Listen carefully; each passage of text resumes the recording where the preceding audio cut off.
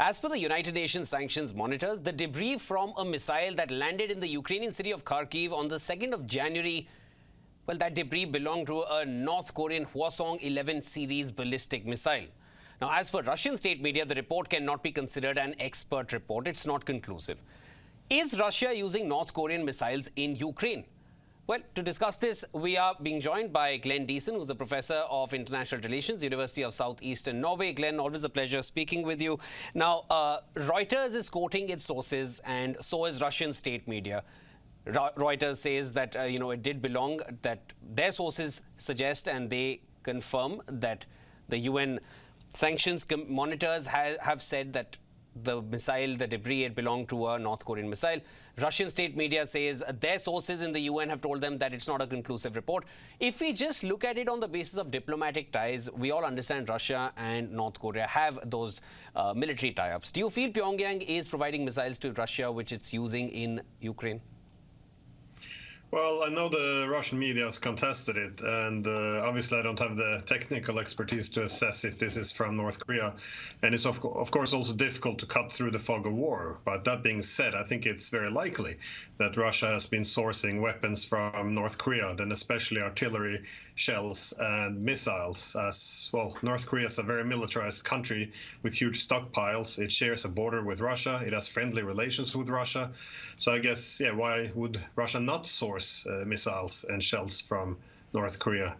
NATO sending weapons to Ukraine, and it also attempts to buy all available weapons around the world. So I think Russia is similarly sourcing weapons. So I think it's credible, although I would of course, like you to see conclusive evidence.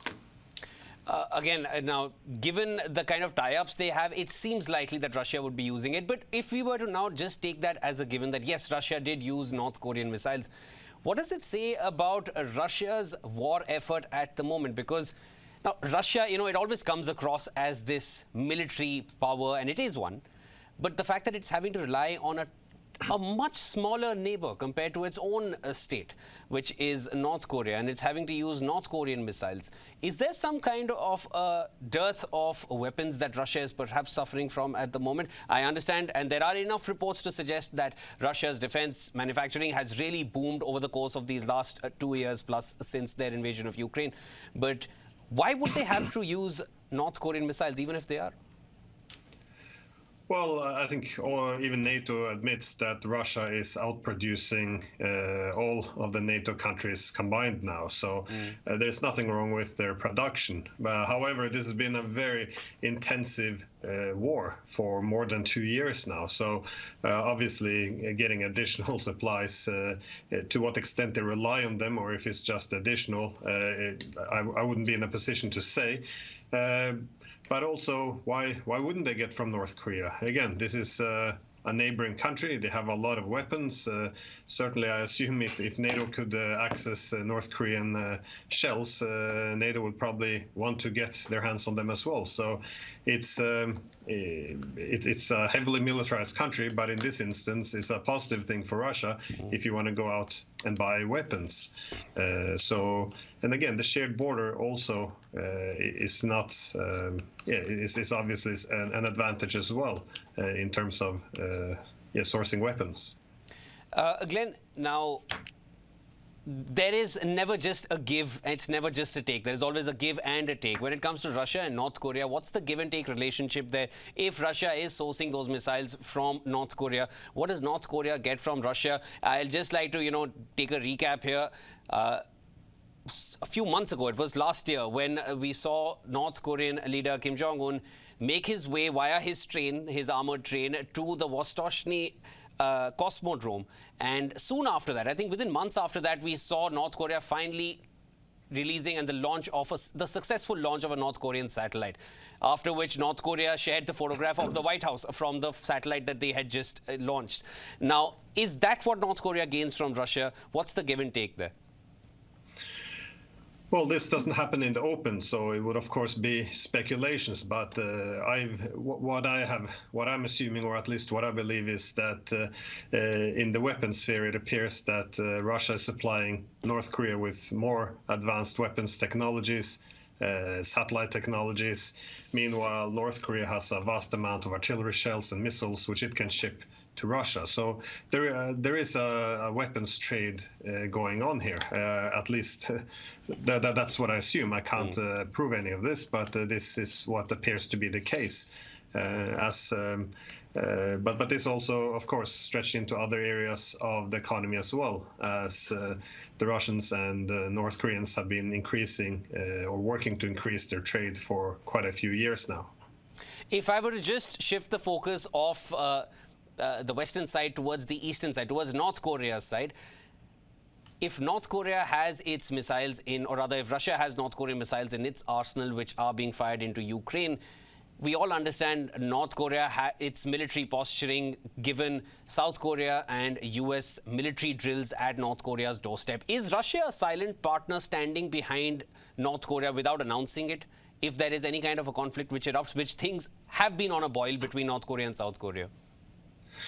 Well, I think Russia attempts to avoid ending up in blocks, that is alliances. That is, we've seen the same in Middle East. It would like to get closer to Iran, but also it wants to get closer to Saudi Arabia and other Gulf states. So, you know, it wants to be closer with China, but it also doesn't want to alienate India. So it avoids this block system, which the Americans, well, and NATO has promoted very strongly after the Cold War. And I think the same applies to the Korean Peninsula. Russia has worked very hard to develop closer relationship with both North and South Korea.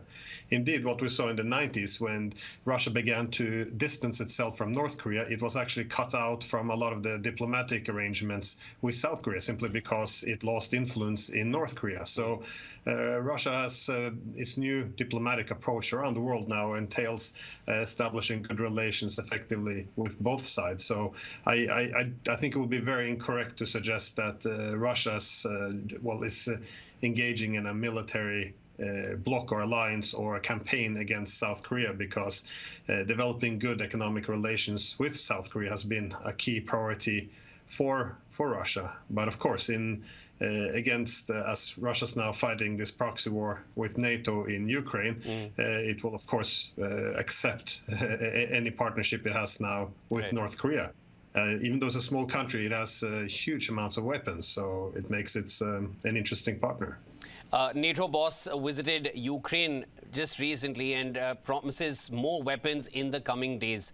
Now, if NATO is promising those weapons to Ukraine, and it has, US already has the security aid bill, which has been now signed into law. Now, do you feel Russia would also be reaching out more actively towards its partners, or at least its friendlies, when it comes to the weapons that it will need to use to continue the war effort? Because it's in the open that Iranian drones have been used by Russia.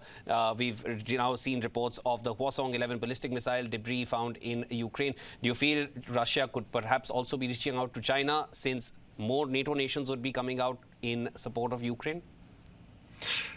Yeah, because this is a very high intense war. There's a huge amount of weaponry being used, and now over a long period of time. But it is also the kind of weapons which are important. I think it's mostly artillery shells, it's drones, and it's missiles. These are the main weapons that the Russians are now seeking and using. Now, in terms of NATO, I think that the key problem, even though they're assigning more money, they're low on ammunition, and also Ukraine is low on manpower. And for this reason, we see that NATO and Ukraine are losing this war against Russia. Now, obviously, more weapons will be sent, but I think it's also worth focusing on the type of weapons NATO is sending, because now it's sending more long-range missiles, and Washington has also green-lighted striking deep inside Russian territory. Now, this is obviously to hit accumulation of soldiers, weapon depots, logistics centers, vital infrastructure. But of course, this is the risk that this thin line between a proxy war and a direct war is slowly being erased. So I think this is what Russia will now also seek to counter. So, but this would probably result in escalation in terms of the war intensifying even further.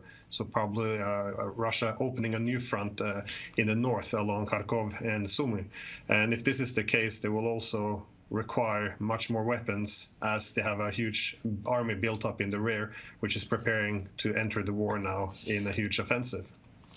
Indeed, because as you mentioned correctly, and I agree with that, is what I'm saying, that the thin line between being a proxy war and a real war in the sense a face-to-face, all-out front war, those lines are getting blurred very, very fast as things are escalating. We're well into the third year of the war now, and U.S. elections are around the corner. And I even spoke earlier with a former member of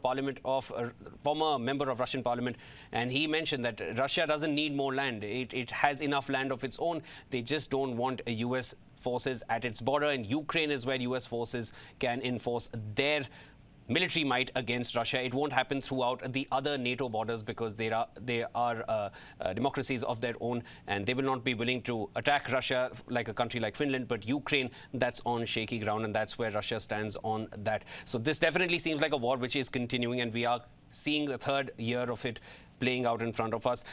We will be keeping in touch as the developments come in. That was Glenn Diesen joining us. He's Professor of International Relations, University of Southeastern Norway. Always a pleasure speaking with you, Glenn. Thank you, Shivan.